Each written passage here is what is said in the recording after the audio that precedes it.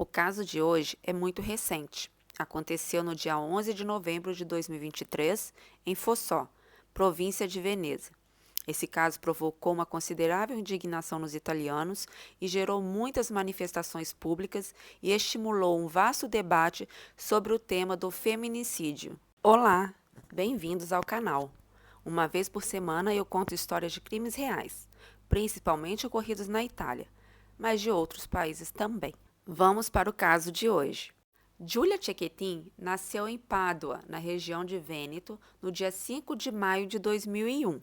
Ela tinha 22 anos, era filha de Dino Cecchettin e Mônica Camerotto. Ela tinha uma irmã mais velha chamada Helena, de 24 anos, e um irmão mais novo chamado David, de 17.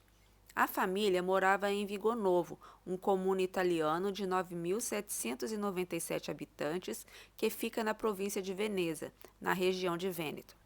Infelizmente, um ano antes do nosso caso, a mãe de Giulia perdeu sua luta contra um tumor e acabou falecendo em outubro de 2022. Giulia era uma estudante de engenharia biomédica na Universidade de Pádua e iria se formar 5 dias após o ocorrido, no dia 16 de novembro de 2023. Mas o seu sonho era se tornar uma desenhista de quadrinhos e ela amava literatura inglesa.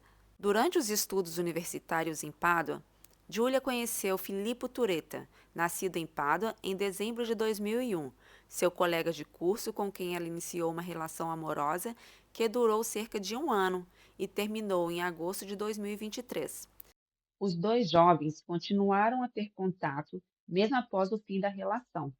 No entanto, no outono de 2023, Filippo começou a comportar-se de forma possessiva, confidenciando a Giulia que se sentia deprimido e não via um futuro sem ela, ameaçando a tirar a própria vida.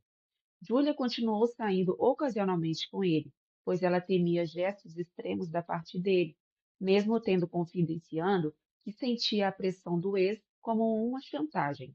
No dia 11 de novembro, por volta das 17h15, Giulia enviou um e-mail para a professora universitária que orientava sua tese de graduação. Às 18, ela saiu de casa para acompanhar Filippo até um shopping para comprar par de sapatos para ir à sua cerimônia de formatura, como foi confirmado pela vendedora da loja. Os dois jovens comeram em um fast food no shopping por volta das 21 horas. E, posteriormente, Giulia trocou algumas mensagens com sua irmã via WhatsApp até as 22h43. E finalmente partiu de carro com Filippo para voltar para casa. Desde então, não houve mais notícias deles. No dia seguinte, por volta das 13h30, os pais deles foram até a delegacia registrar o desaparecimento dos dois, temendo pela segurança deles. Logo depois, com a ajuda de Helena, a irmã mais velha de Giulia, foram feitos apelos nas redes sociais para encontrar os dois jovens desaparecidos. Uma testemunha entrou em contato com a família de Giulia, relatando que havia presenciado da varanda de sua casa uma briga violenta em um estacionamento perto da casa da família Cecchettin, entre um homem e uma mulher que pedia por ajuda. A testemunha disse que havia entrado em contato com a polícia às 23h18 para relatar o ocorrido, enquanto o carro deixava o estacionamento. Mas, no entanto, a polícia não interviu, devido a outros relatos simultâneos. Nos dias seguintes, foram realizadas investigações para reconstruir a rota do carro de Filippo, um Fiat Punto preto, que estava indo em direção à Áustria, sendo imortalizado por inúmeras câmeras de vigilância. Entre os muitos vídeos examinados, um que foi decisivo para o ponto de virada da investigação foi feito pelas câmeras de uma fábrica de calçados em Fossó, comune onde Giulia nasceu, que mostrava o ataque. Filippo tornou-se suspeito de tentativa de homicídio. O vídeo não foi divulgado, mas foi descrito por diversos jornais em base às informações recebidas por fontes investigativas. No vídeo foi visto Filippo batendo várias vezes em Giulia com as mãos e depois perseguindo-a quando ela tentou escapar. Depois de alcançá-la, bateu nela novamente até que ela caísse no chão. Deu para ver nas imagens que Giulia estava sangrando e sendo carregada à força no carro por Filippo. quantidades consideráveis de líquido vermelho e a lâmina de uma arma branca de 21 centímetros de comprimento foram encontrados no local, o que levou os investigadores a emitir um mandato de prisão europeu para Filippo, sob acusação de sequestro e tentativa de homicídio voluntário. Pouco depois das 3 da manhã, o carro havia sido filmado por uma câmera entrando no comune de Piancavallo, que fica a cerca de uns 135 quilômetros de distância de Vigonovo. Em 18 de novembro, 7 dias após o desaparecimento, o corpo de Giulia foi encontrado por uma equipe de cães da Proteção Civil em um barranco ao longo da estrada que vai para o Lago de Bartes, estação turística de Piancavallo. Estava coberta com sacos plásticos pretos e com vários objetos próximo a ele. As investigações mostraram que ela havia sido atingida por vários golpes de arma branca na cabeça e no pescoço e sangrou até a morte. Naquela mesma noite, a polícia alemã prendeu Filippo. Ele estava parado em um acostamento de uma rodovia na Alemanha, pois a gasolina de seu carro havia acabado. Filippo foi levado para a prisão de Halle, a uns 150 quilômetros de distância de Berlim. Essa foi a declaração que Filippo deu para a polícia alemã. Eu tirei a vida da minha namorada. Vaguei esses 7 dias porque estava tentando acabar com tudo isso. Pensei várias vezes em bater com o carro em algum obstáculo, e várias vezes tentei cortar minha garganta, mas não tive coragem. No carro, a polícia alemã encontrou luvas e uma arma branca de cozinha. No dia 25 de novembro, ele foi extraditado para a Itália com um voo especial da Força Aérea que pousou em Veneza, e ele foi levado para a prisão de Verona. Filippo foi acusado de homicídio voluntário agravado e sequestro de pessoa. Na prisão, ele pediu para ver seus pais, um capelão e livros para ler. Depois de alguns dias na enfermaria, ele foi transferido para o setor de proteção.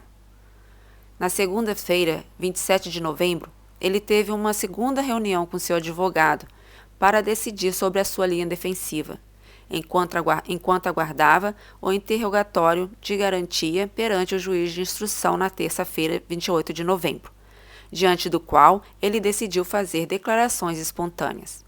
Ele disse que cometeu um crime horrível e que queria pagar por ele, e que o motivo foi porque Giulia não queria reatar o namoro. Filippo não iria se formar junto com Giulia, porque ele tinha sido reprovado em algumas matérias.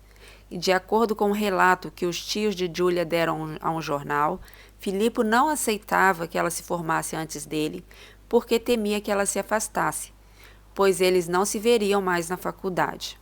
De acordo com os primeiros resultados da autópsia, Giulia morreu de choque hemorrágico, causado por sangramento após a ruptura da aorta. Ela levou 75 golpes de arma branca, e a morte teria ocorrido no dia do sequestro.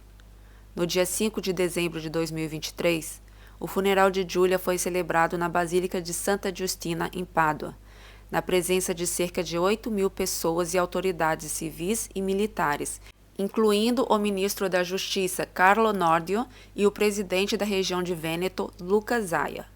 Um dos maiores canais de televisão transmitiu o funeral ao vivo e teve mais de 2 milhões de telespectadores. O caso levantou questões importantes sobre a prevenção da violência de gênero e a eficácia das leis existentes. A comunidade de Vigonovo, onde Giulia morava, expressou sua dor e condolência por meio de homenagens. A família de Giulia recebeu mensagens de solidariedade de toda a Itália, e o presidente da região de Vêneto proclamou luto regional. No dia 3 de dezembro de 2024, após 5 horas de deliberação, Filippo foi condenado à prisão perpétua pelos crimes de homicídio voluntário, premeditação, sequestro e ocultação de cadáver. Além disso, ele foi condenado pela parte civil a indenizar o pai de Giulia com o valor de 500 mil euros, 100 mil para cada um dos irmãos Helena e David, 30 mil para a avó, Carla, e 30 mil para o tio Alessio. Após esse crime, o parlamento italiano aprovou por unanimidade um pacote de leis para fortalecer as leis já existentes para proteger as mulheres. o ministro da Educação anunciou um projeto educacional nas escolas para combater a violência de gênero. Nos 3 meses seguintes ao crime, o número de denúncias e pedidos de ajuda aumentaram significativamente e foi interpretado como o efeito Giulia Cecchettin. No dia 2 de fevereiro de 2024, a universidade onde Giulia estudava concedeu a ela o diploma de engenharia biomédica em uma cerimônia pública na presença de sua família. Em 18 de novembro de 2024, exatamente um ano após receber a notícia da morte de sua filha, Gina Cecchettin inaugurou a Fundação Giulia Cecchettin, dedicada à memória de sua filha para combater a violência de gênero. Se Filippo tiver bom comportamento durante 21 anos de prisão, ele poderá entrar com o pedido de liberdade condicional após cumprir 26 anos. Ele terá 48 anos de idade. Agradeço muito a você que ficou até o final do vídeo. Gostaria muito de saber a sua opinião sobre o caso e não vá embora sem deixar um joinha. Até o próximo vídeo.